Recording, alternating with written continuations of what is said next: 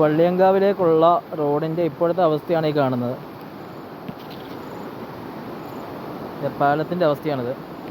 ഇതിപ്പം ഞാൻ എടുത്തിട്ടൊക്കെ അല്ല.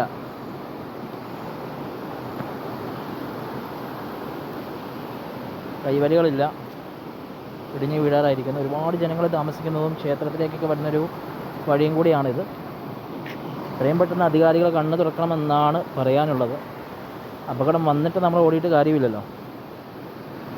എന്താ പാലത്തിൻ്റെ അവസ്ഥയത്.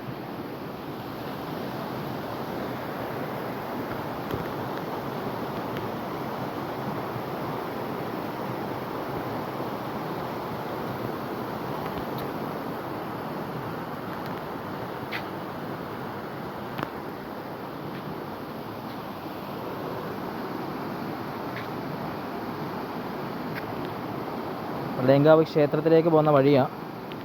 ഒരുപാട് വിശ്വാസികൾ ആഴ്ചയിലെ തന്നെ ഒരുപാട് വിശ്വാസികൾ വന്നു പോകുന്ന സ്ഥലമാണ്.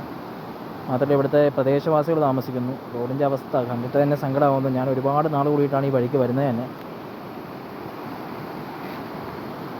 എത്രയും പെട്ടെന്ന് ജനങ്ങൾക്ക് ആവശ്യമായിട്ടുള്ള ജനങ്ങളെ സപ്പോർട്ട് ചെയ്തുകൊണ്ട് അധികാരികൾ നടപടി എടുക്കുമെന്ന് പ്രതീക്ഷിക്കുന്നു.